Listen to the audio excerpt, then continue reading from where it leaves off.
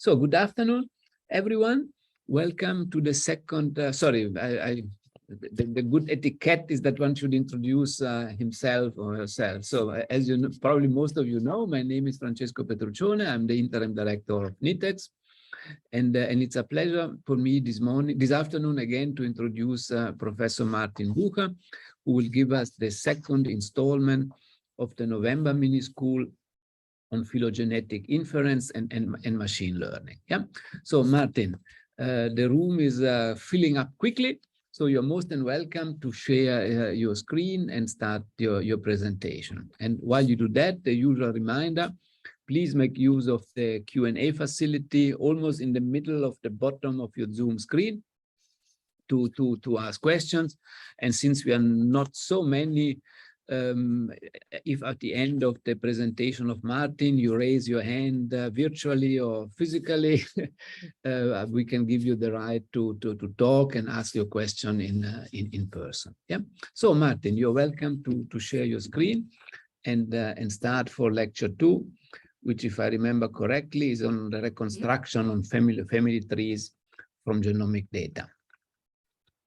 Okay, thank you. Okay, let's go to, I guess, full screen mode. Yes, please. Okay, so that's excellent. We are in business. Okay. Okay, so this is the second lecture, and this is going to be a little more algorithms and computer science, and so last lecture we talked quite a bit about well, a brief review of genetics, or the facts that we needed, and we also talked about molecular clocks. And at the beginning, I have to apologize that we sort of agreed at the last lecture that we would give you a practical exercise that my master's student Malala was going to present to you, and the idea was to use some programs so that you can take some genomes and recover some trees with one simple method. And Malala won't be unfortunately had to go and see the doctor, so we're not quite ready. So what I think we will do is I'll tell you a little about the programs, and then we will distribute them next time, and then schedule maybe 15 minutes after the fourth lecture to look at what you've been able to do. So we'll make up some synthetic genomes that and not tell you what the true tree is, and let you try to figure it out. So that should be a fun exercise. And just in terms of announcements for the third and fourth lecture, Japie Greeff is from Northwest University is going to tell you a little about some applications of machine learning to medicine and various things. Let's see, why isn't this? Oh, okay. So we last time, this is just a review, we made this simple model of genetic change, and this is the probability of having a flip. So we assume that the rate of transitions to another of the bases is the same. and we get the formula at the bottom, and then we got this formula for the genetic time in terms of the probability of there being a transition or something different. And then what you, so there's a rate here, and you can sort of correct these probabilities to get something that's linear. So time is something where, you know, the time from A to B and the time from B to C is the time, the sum of those times is equal to the sum of those distances. So it's like distance down the road.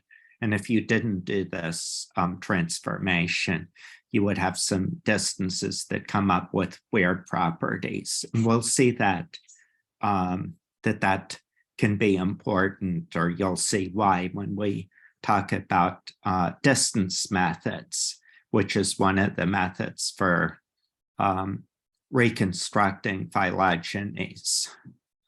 Okay, so a lot of what is discussed here is in this book, and I think you can also download the book. You're not supposed to, but I have a hard copy, but I also found a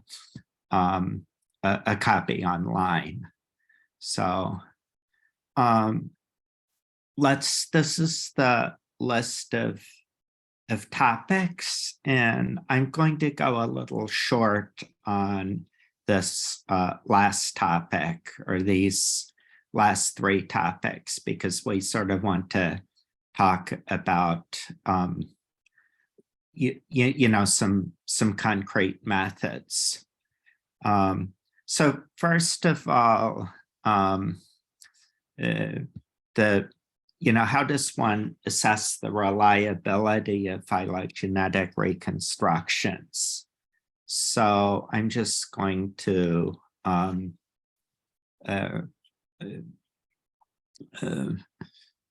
talk a little in a kind of sketchy way about something called bootstrap and jackknife that is used quite a bit in statistics. So there are very few examples, you know, with complicated data where you can be sure that your model is right from first principles. So the, you know, general approach is to sort of strive for self-consistency, and I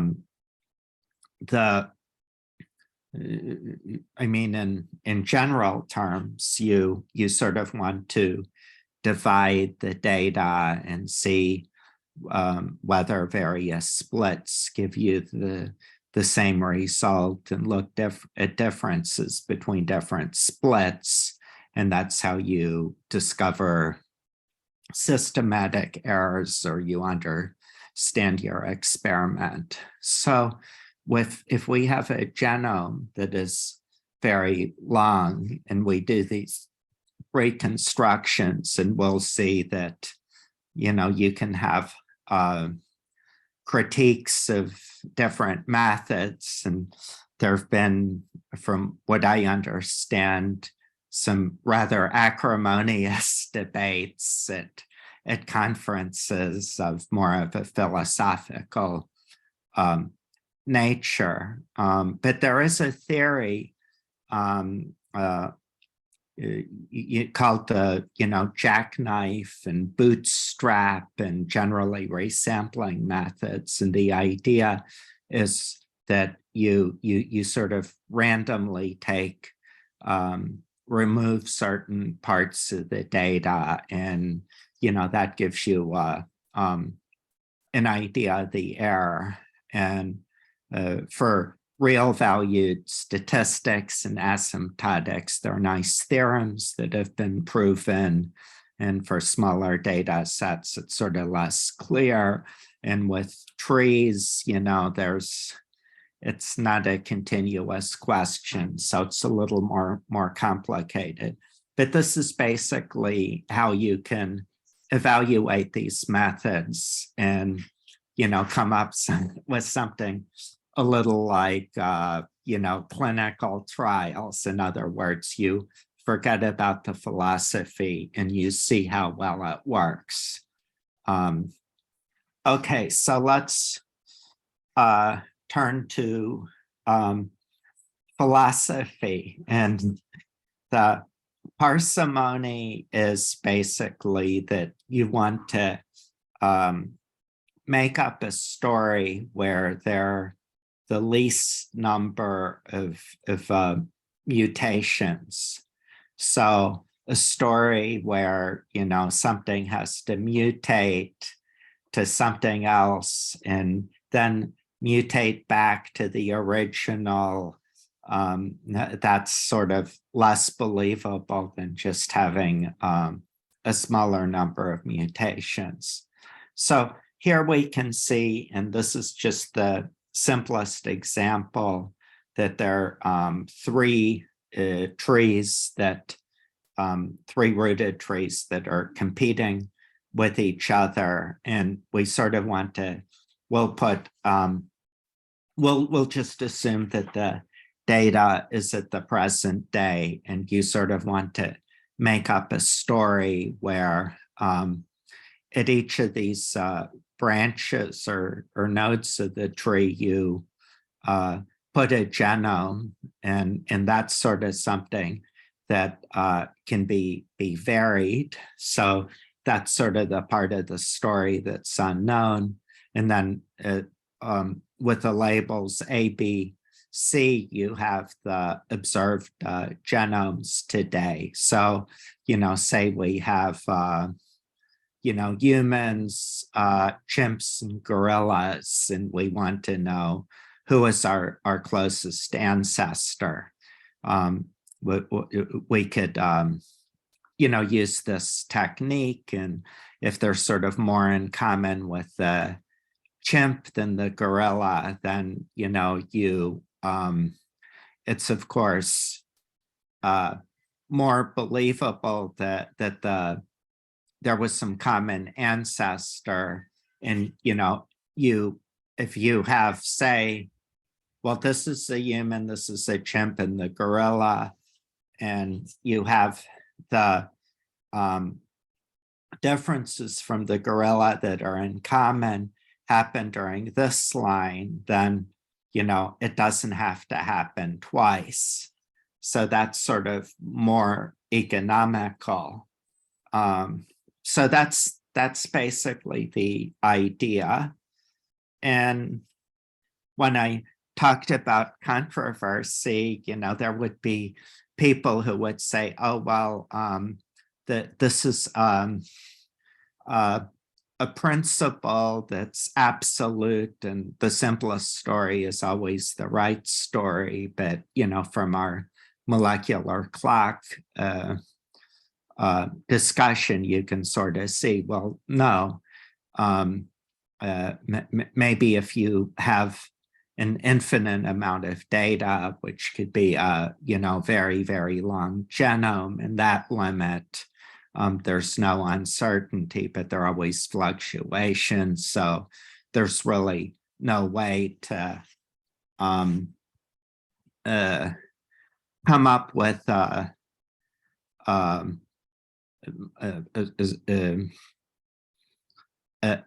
an algorithm that will always get you the true story. The mutations could just have happened in such a way that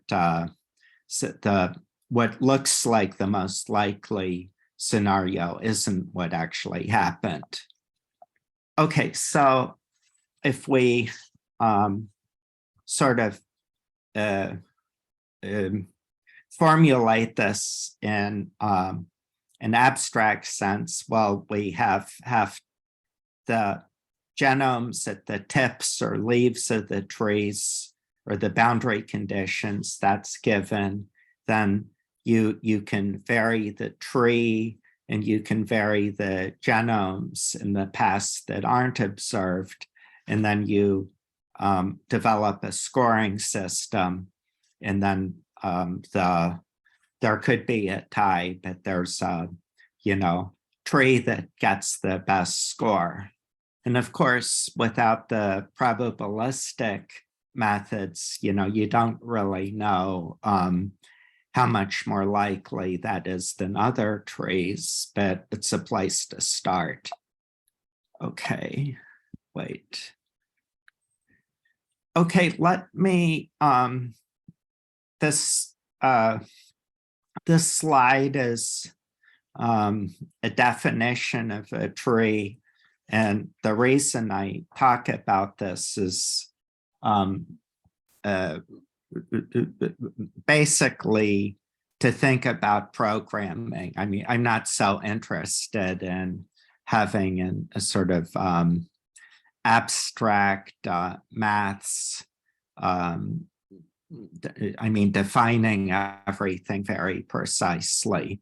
So there are other ways we could define trees, and there are issues that I won't get into, does each leaf have a label, and, are the labels, do they all, do you distinguish trees that have different labels? And, if there's no label, then it's just sort of topological. But here we, I mean, I think we all sort of know what, let's see, what a tree is intuitively, but we can start a leaf as a tree. And then if you have two trees, then you can make another tree by sort of combining them. So this is a binary tree. And then we write this so that it can be inductive. So any tree can be formed by applying 1 and 2 a finite number of times. Or we could say the set of all trees is the smallest set containing 1 enclosed under, property 2.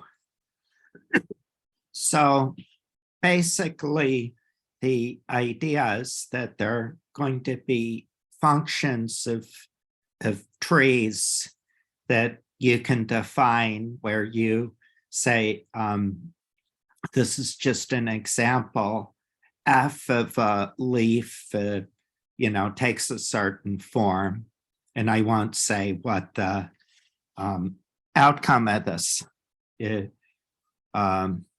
value of this function is. And then we can also sort of write for, I should have put square brackets here, for a tree that results from rule 2, you have this other function.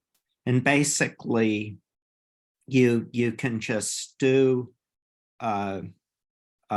program these two functions, and they can call each other. H can call itself. And in this way, it's very easy to program if you just think about in terms of recursion. So we'll see when we look at the programs, there's quite a bit of functions calling themselves. And this is basically the trick. Okay, let's go to an algorithm for the parsimony. So, with a lot of these things, we want to find an efficient algorithm. We don't want to, sum over all possible genomes at the intermediate nodes and at the root, because that's sort of a waste of a lot of time. So here we're using sort of scoring system that is actually rather limited. So basically, a change along an edge is any change, gives you a penalty of 1.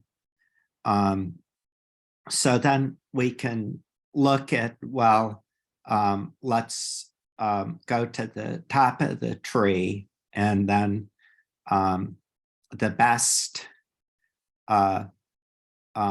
solution at this node is to have either A or C here. So you have to have a change either here or here, and so you have sets at these intermediate nodes, and then the sets can get a bit larger. So here we have A and G, so we either have to have a change here and a change here. So you can imagine you evaluate a tree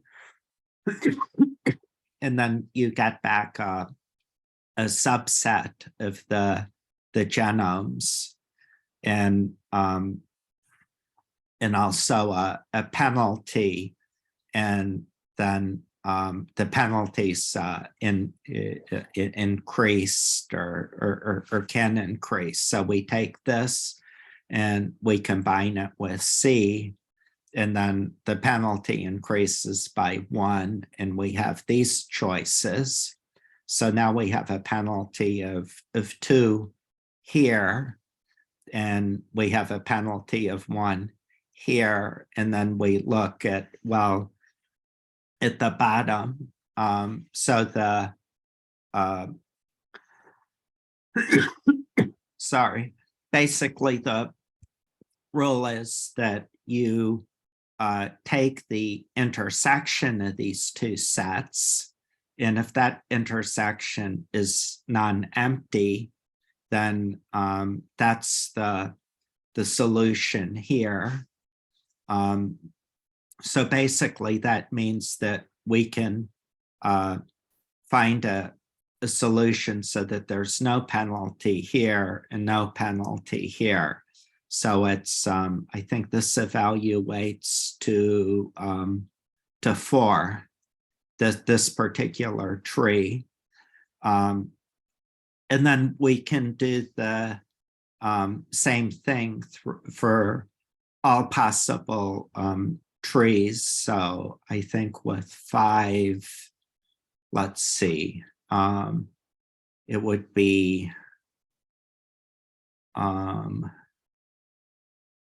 3 times 5. I think there are 15 distinguishable trees.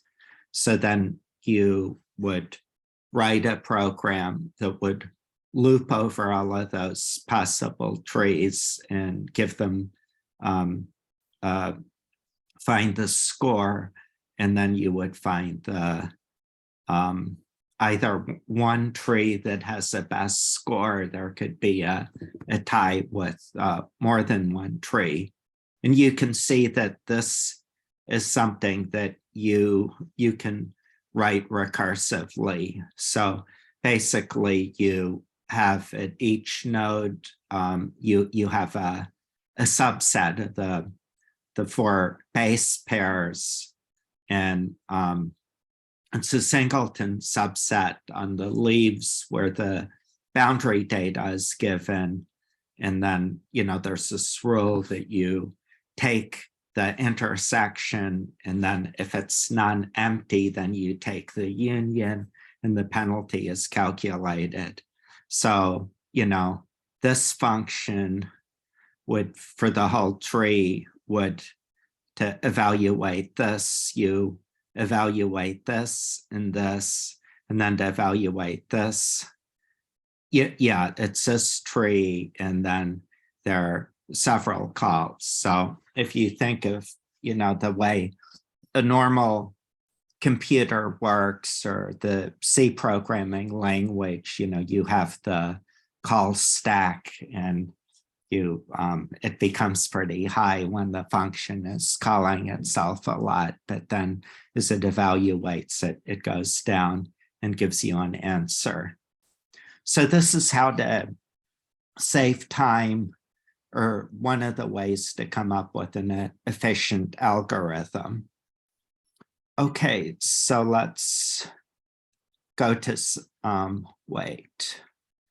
Okay, this Sankoff algorithm is rather similar, but it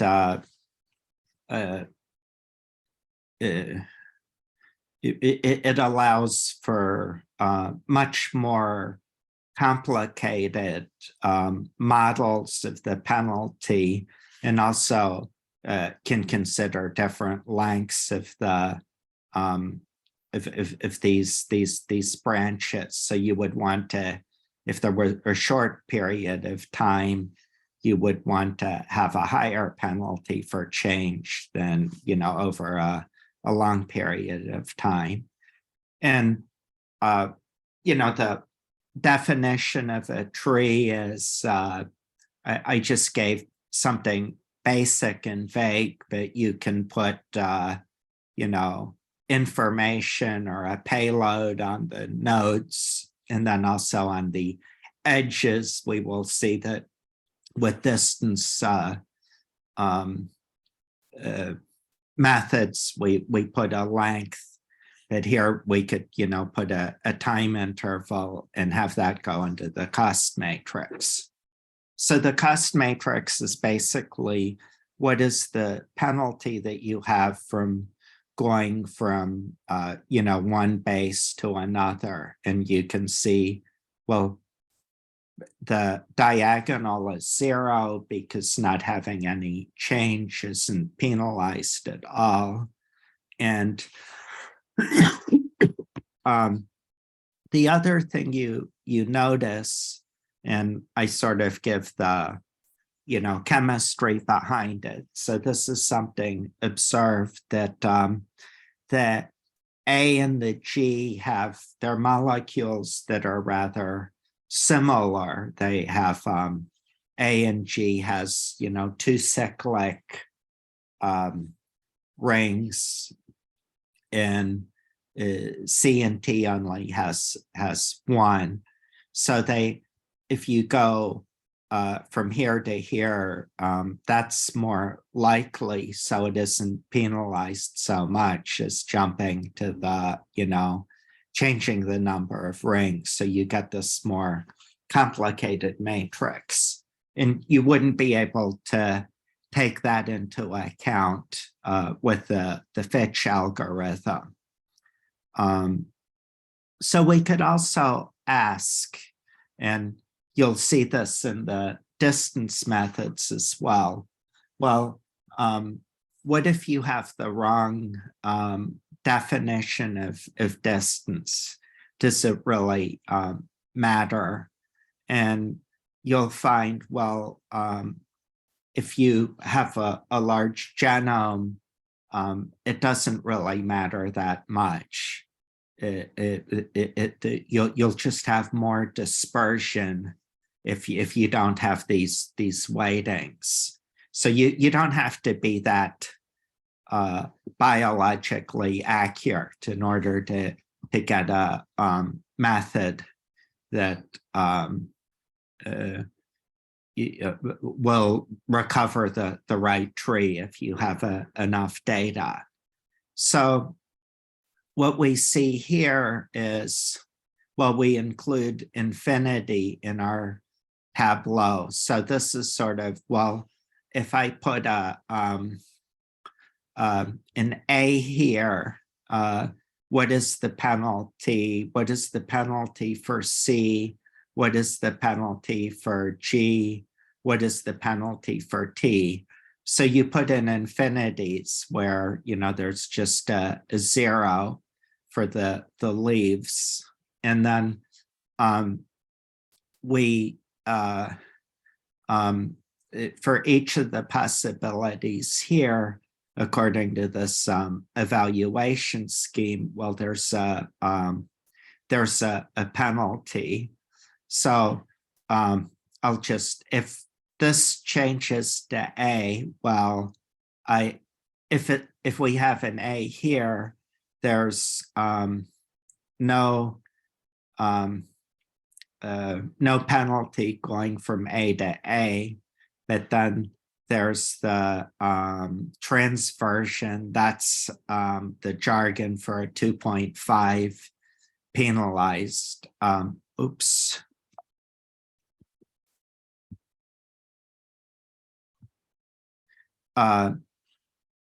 Okay, so that's the penalty here, and then the same with C. And here we have to take a 1 penalty on one side and 2.5 on the other. So this is the tableau, and here you can see it's the you have A to G. So it's a little different, but you have a recursive rule for you know, from this tableau and this tableau, I can calculate this tableau, and then from this and this, I can so sort of the 6 comes, well, if I have an let's see. If I have an A here, well, I could have come from A and A, in which case there's no new penalty. So the best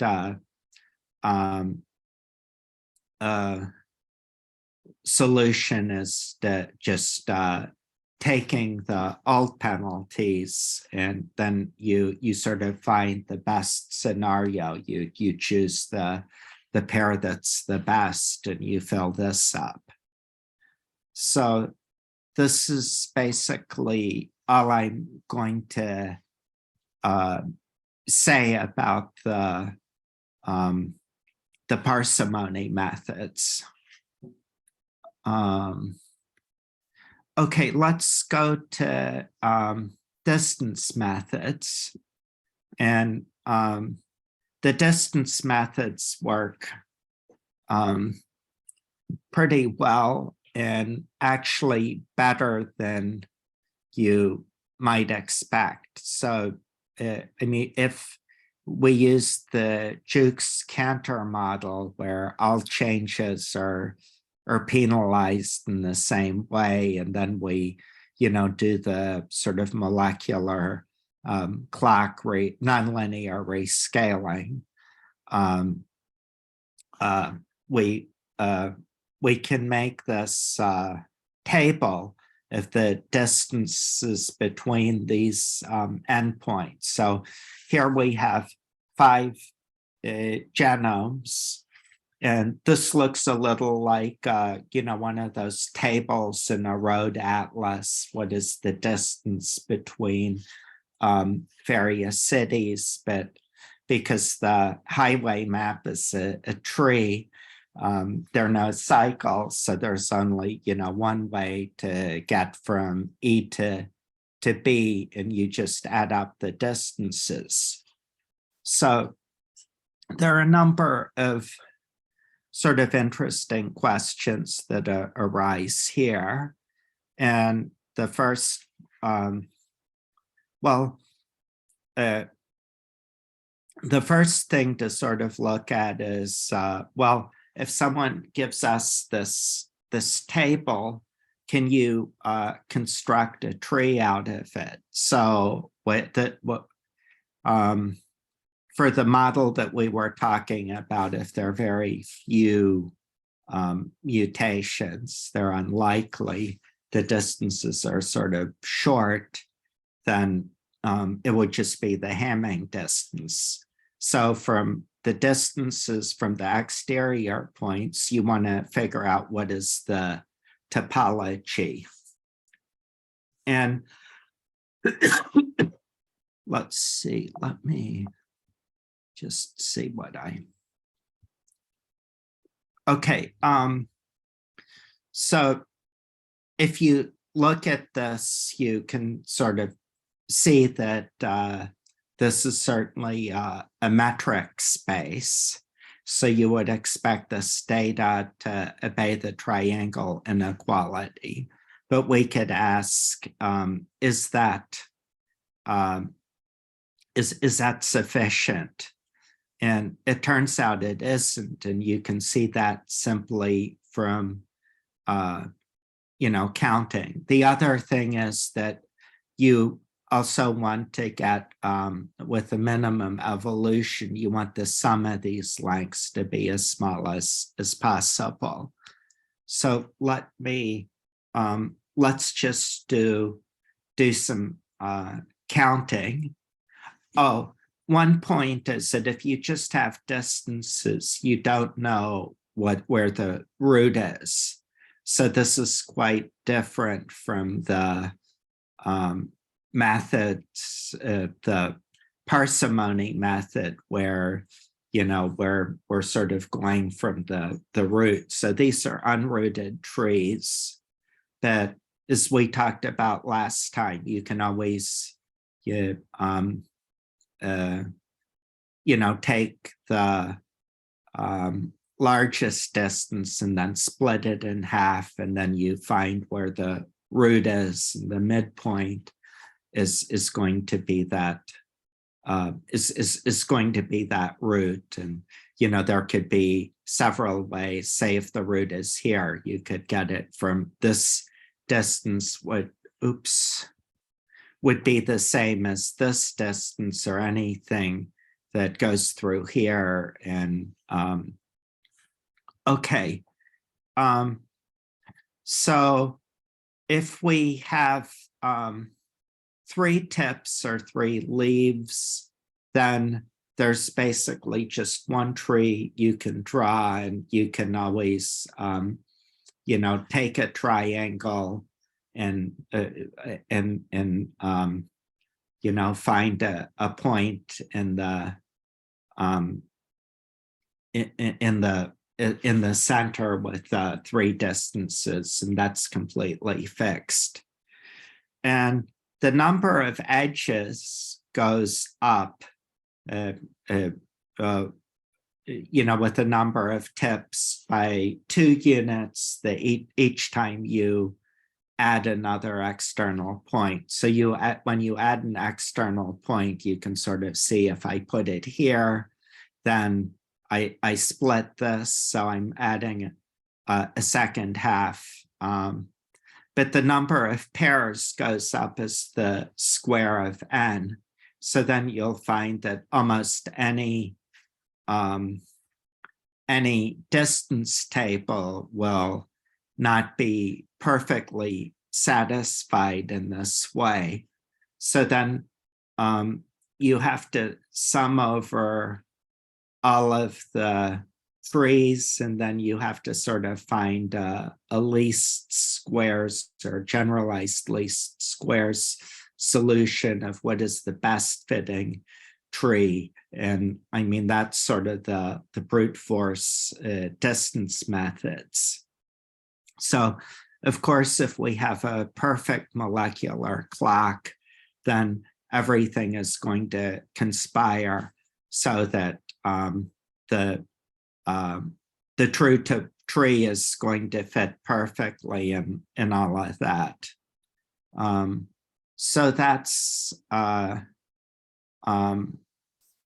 distance methods that, for a very small number of tips or leaves, or, a very small number of species.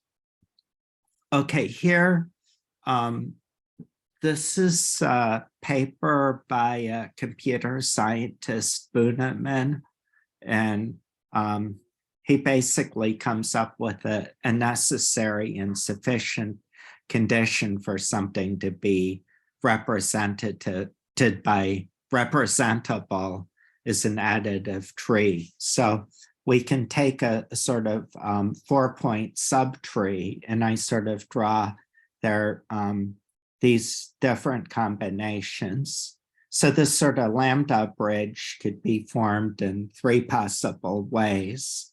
but we just take all different pairings here, and we'll find that 2 of these will be the same and 1 will be less. And the generic situation is that all 3 of these values are different. And if this is satisfied for all subsets of 4 points, then the metric is representable as an additive tree of the sort we discussed. So that's a rather nice result. Okay, so here is some genetic data, and I took this out of the Felsenstein book, but you can sort of see that this gives distances between different species, and this would be the raw material for making a phylogeny. Okay, let's go to one of the things that one would like is not to sum over all possible trees. And there are 2 algorithms that are quite nice and work under certain assumptions. And so the name of this is rather strange. Unweighted pair group method with arithmetic mean. So this has an interesting history because people started studying how to construct trees with other things like cluster analysis and psychology experiments. You take different questions, and rather than by reading them decide that they're sort of related, you want to have a computer algorithm that sort of creates clusters or a hierarchy. And here the strategy is you take the distance matrix, and then you find the elements that are closest, and then you combine them. So everything has just one member. So it's sort of unweighted at the beginning, but then the weight increases as you group them together.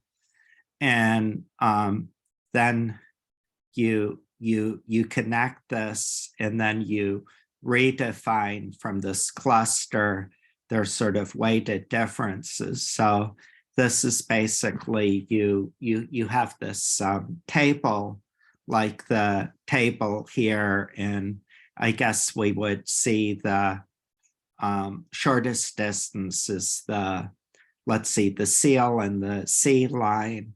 So we would sort of combine these, and we would delete these 2 columns and have this hybrid species that basically means that we have an interior node that is joining these 2. Then we redo the table with 1 less row and 1 less column, and we just continue till there isn't anything left, and we get a tree.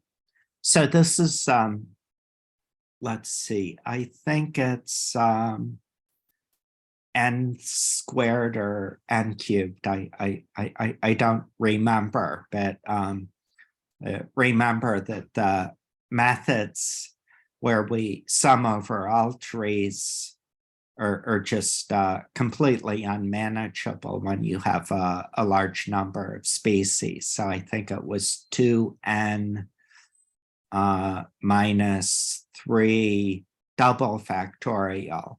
So with n, the method grows faster than faster than exponentially, or faster than any power. So this is a tremendous improvement, but this is a bit hand waving. And it turns out that if you have a rooted tree with a perfect molecular clock, and we saw that the reconstructions don't, give you the same lengths, but that, so that's going to be violated in practice to some extent, but it gives you a tree that is rather quickly. So something like this is better with larger data sets. Okay, so here is the tree from this data. And, this is very old, but you can, sort of see that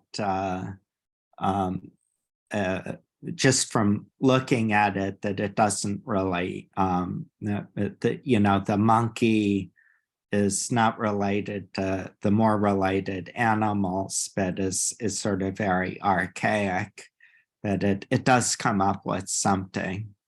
And here's some examples of, let's make a true tree. So we just write in the, distance metric, and the molecular clock hypothesis is violated. And we make the distance matrix table, and we use this reconstruction algorithm, and we get the wrong result. So there's another method called neighbor joining, and variations of this are used in a lot of algorithms, which sort of add other tricks and other approximations. But this is any additive tree. So if the distances add can be reconstructed in this way. And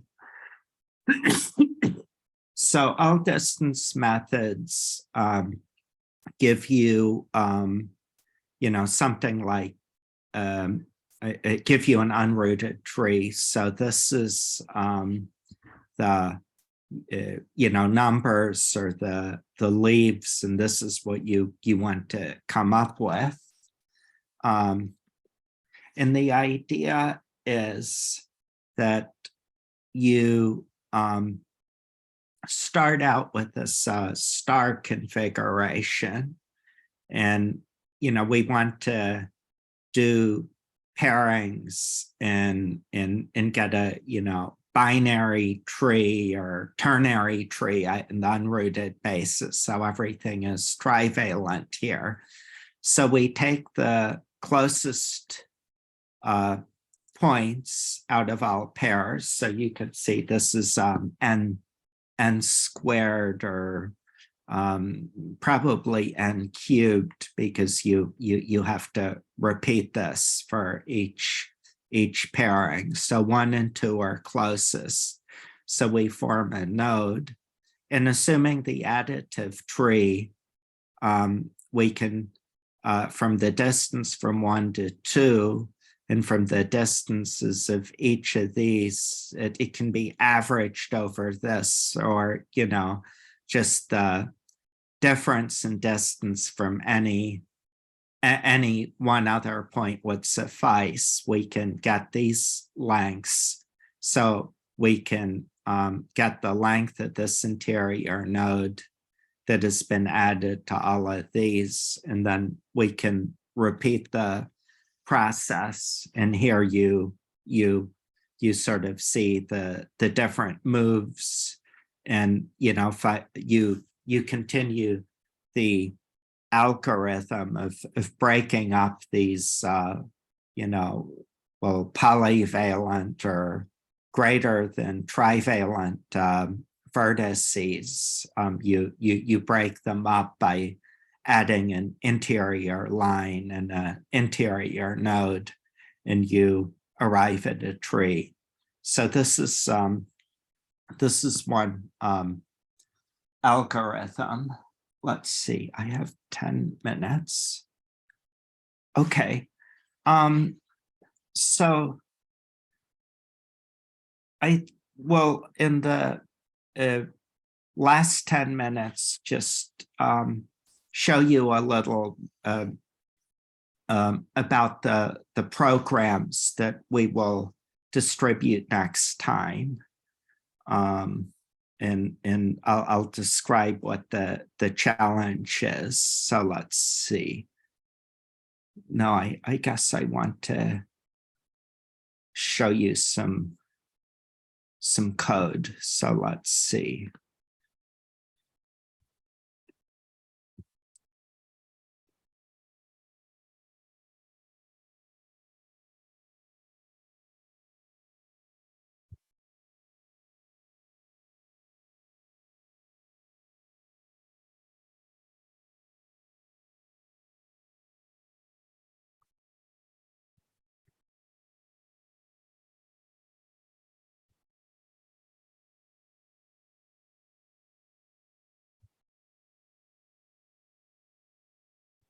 Can people see the text, or I could probably make it a little larger?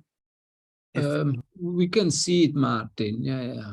A little larger would help, but it's readable. Yeah. Okay, let me enlarge it slightly. Yeah. Perfect. Thank you very much.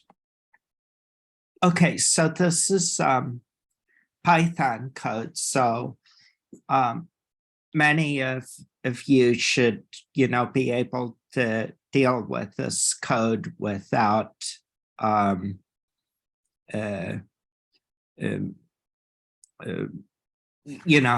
to learn new programming things. And let's see, there's code for generating trees, and basically trees are represented as lists of lists, sort of in that example. I mean, we could, if we were doing C programming, use pointers, and you create a structure that is a node, and then if there would be say a child, a left child, a right child. There could be some payload, the genome at the node, and the parent, and those would be pointers. And then if they're empty, they would be null pointers. But here we can do this all with lists. So here we're adding a new species onto a tree, and we create more trees. So I won't go through the code line by line, but you can sort of see that there's that this is a function that calls itself, and so this recursion is something that appears a lot in this type of programming. Okay, so this is our, so we use this. We have a list of genomes or labels, and we which could be a set of numbers, and we can make all of the trees.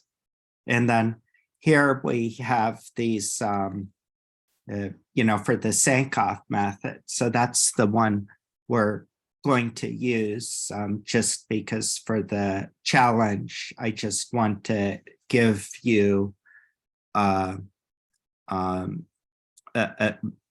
sort of minimal simple algorithm. So this will, from the tableau of the two children, give you the tableau. So what is the penalty for each of the base choices? and then there's something that for longer genomes, no, this is just for a single character at each species evaluating over a tree. So this uses this function. And then we have something that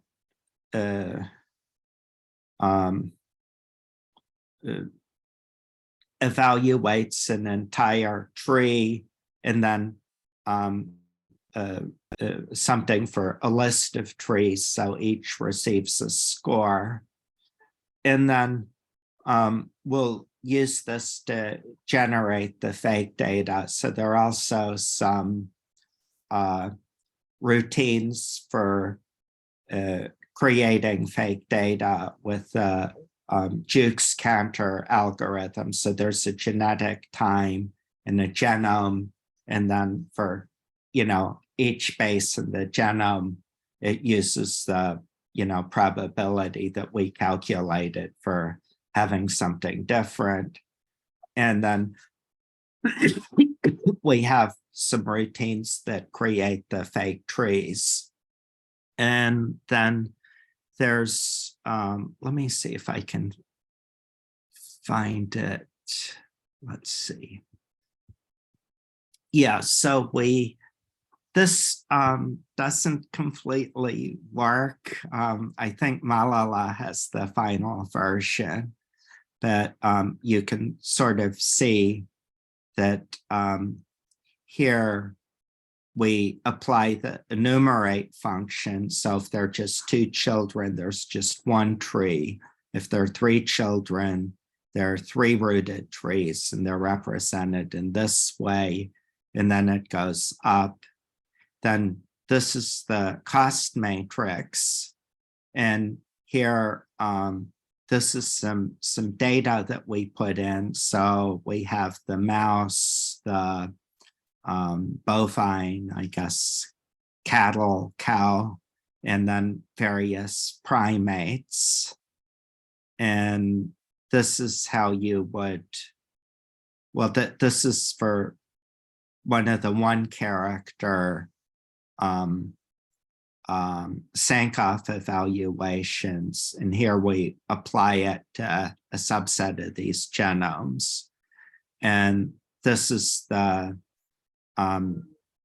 tree for the language for making fake genomes. So we'll make a fake genome, and we'll give it to you next time. And I think on Malala's GitHub site. So this is genetic time and genetic. So you start with a genome and at the root, and you make it go forward for this amount of time. And then you take that and you have 2 children that go forward by this amount, and we can make more complicated trees. And then there are various formats for these trees that you convert one to another. So Malala will take a few minutes at the end of the next lecture and share the GitHub site and the and then after the Japie's last lecture, we can maybe make for those of you who want to try this out, we can discuss for 15 minutes afterward or so what the results are, what you got. So that's really all I want to cover now. So thank you very much for your attention. And next time we'll start with Japie. Yeah, thank you very much, Martin, for another excellent lecture. I don't see